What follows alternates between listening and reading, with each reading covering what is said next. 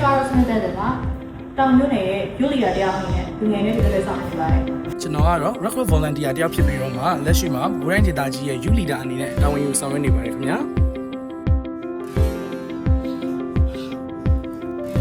ကျွန်တော်တက်ထူအောင်ပါဒီနေ့ပညာသင်ကြားနေတဲ့ Record Volunteer တယောက်ကျွန်တော်ကတော့ Record Volunteer တယောက်ဖြစ်ပြီးတော့တက္ကသိုလ်လူငယ်တယောက်အနေနဲ့တာဝန်ထမ်းဆောင်နေပါတယ်ခင်ဗျာကျွန်တော်ကတော့မိတဲ့တိုင်းမှာကျောင်းသားတွေကိုဖန်တီးဖို့အတွက်လက်တွဲနေတဲ့ Record Youth Volunteer တယောက်ပါကျွန်တော်ကတော့ Record Volunteer တယောက်ဖြစ်ပြီးတော့ဘုံမြို့နယ်မှာဆိုလို့ရှိရင်လူငယ်ခေါင်းဆောင်တွေနဲ့တာဝန်ယူထမ်းဆောင်နေပါတယ်ခင်ဗျာကျွန်တော်ထက်မြအောင်ပါ Red Cross Youth Volunteer ဖြစ်လူမှုအတိုင်းဝိုင်းအကူအညီနေပါတယ်ကျမတို့ရဲ့နောက်ခံရှင်ရမတူညီကြပါပဲကျမတို့ရဲ့မြန်မာချက်ကတော့တူတူပါပဲလိမ့်လာဖို့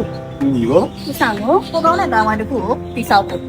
လိုပဲမတူညီတဲ့နောက်ခံနေနဲ့ပွဲပြနေပါစေကျွန်တော်တို့လူငယ်တွေဟာတူညီတဲ့နှလုံးသားတွေနဲ့လူသားချင်းစာနာထောက်ထားတဲ့လုပ်ကိုဆက်လက်လုပ်ကိုင်နေကြရမယ်ဖြစ်ပါတယ်နေရာဒေသချီနေကြုံနေရတဲ့ခက်ခဲရင်တူညီကြပါပဲကိုစီအိမ်မက်တွေနာကတ်တွေကိုပုံနေကြရတော့တူတူပါပဲကျွန်တော်လူငယ်တွေလည်းပဲလို့ပုံပေါ်ကောင်းမွန်တဲ့အတိုင်းပေါ်တစ်ခုကိုတိစောက်ကြပါစို့